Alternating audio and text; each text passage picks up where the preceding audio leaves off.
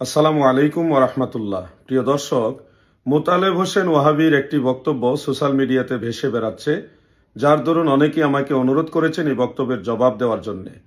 আপনাদেরকে প্রথমেই বলে রাখছি, মোতালেব হোসেন ভুইয়া ওনার সাথে আহলে সুন্নাতুল জামাতের প্রধান যে তিনটি সংগঠন, কোনো সংগঠনের সাথে ওনার কোনো সম্পর্ক ছিল না। একেবারে ন্যূনতম সদস্য পদও এই তিন সংগঠনের কোথাও ওনার ছিল না।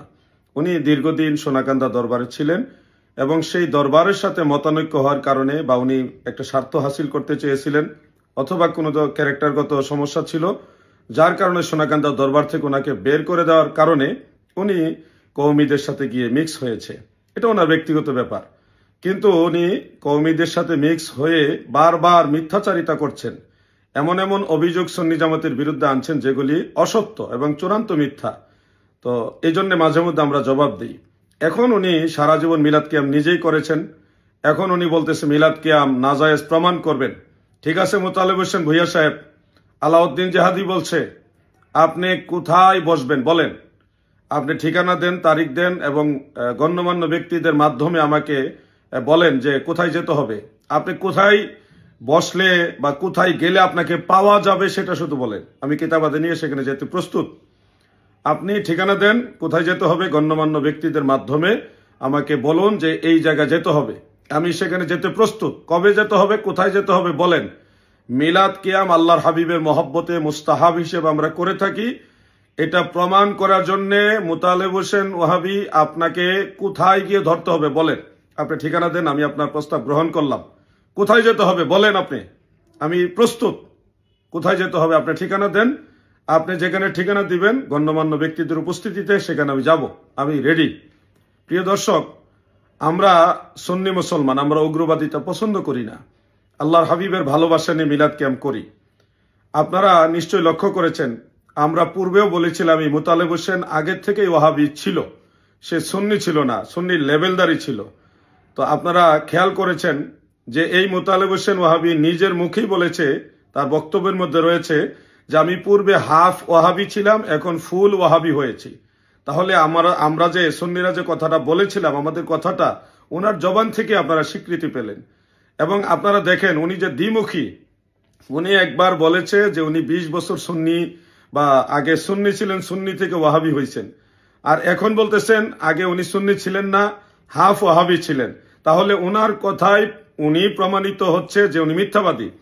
আমাদের কাছে আশ্চর্য লাগে যে এত মিথ্যা কথা একজন মুহাদ্দিস দাবিদার ব্যক্তি কিভাবে বলে।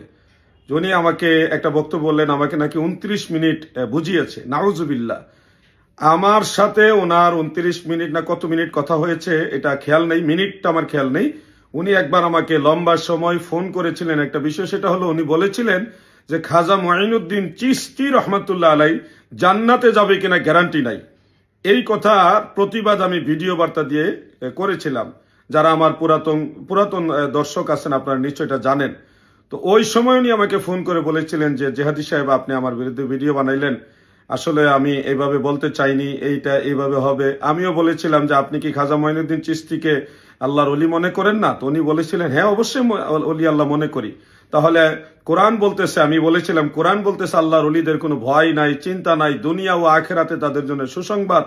অবশ্যিরিল মুমিনিন বিআন্না লাহুম মিনাল্লাহি ফাদলান কাবীরা। আমি বিভিন্ন আয়াতে কারিমাগুলি ওনাকে স্মরণ করালাম, উনি তখন এটা মেনেছিলেন। এই বিষয়টা নিয়ে কথা হয়েছিল, কিন্তু আফসোসের বিষয় হলো উনি বলল যে আমাকে নাকি বুঝিয়েছে, বরং আমি ওনাকে হাজির নাজির এটা যে আকীদা, এটা উনার বই থেকে আমি দেখাইছি। উনার লেখা একটা বই আছে আমার কাছে, ওই বইয়ের মধ্যে ইমাম জালালউদ্দিন সুয়ুতি রহমাতুল্লাহ আলাইহির রেফারেন্সে উনি উল্লেখ করেছে রাসূল করিম সাল্লাল্লাহু আলাইহি সাল্লাম আল্লাহ প্রদত্ত ক্ষমতায় হাজির নাজির এটা আকীদা, যদি কেউ এটা আকীদা পোষণ করে তাহলে এটা জায়েজ হবে।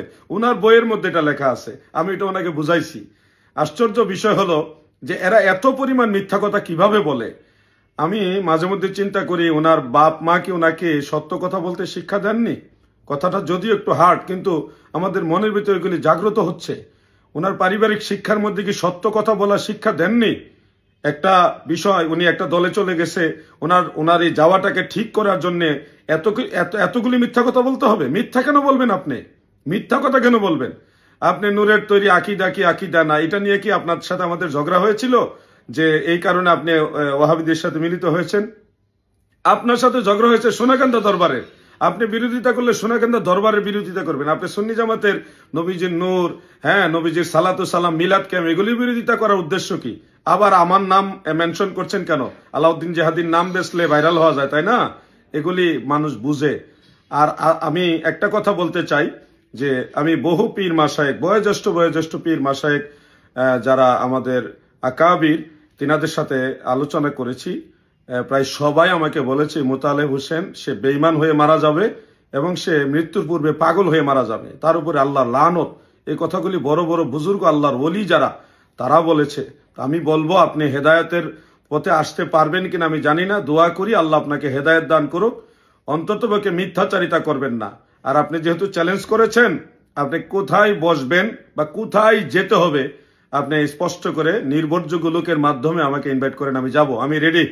মোতালেব হোসেন ভুইয়া সাহেব, কোথায় বসতে হবে বলেন? আলাউদ্দিন জিহাদি রেডি।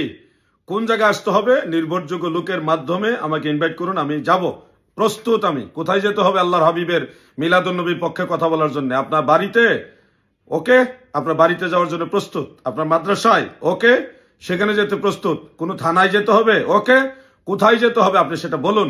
আলাউদ্দিন জিহাদি প্রস্তুত। মদিনাওয়ালার মহব্বতে আল্লাহর হাবিবের সেই মিলাদে মুস্তফার পক্ষে আলাউদ্দিন জিহাদি প্রস্তুত। আপনি কোথায় যেতে হবে বলুন, আমি রেডি। আপনার পরবর্তী জবাবের অপেক্ষায় রইলাম। প্রিয় দর্শক, সবাই আমার জন্য দোয়া করবেন, আহলে সুন্নাত ওয়াল জামাতের পক্ষে থাকবেন, মদিনাওয়ালার পক্ষে থাকবেন। আল্লাহ তাআলা কবুল করুক, আমিন। আসসালামু আলাইকুম ওয়া রাহমাতুল্লাহি ওয়া বারাকাতুহু।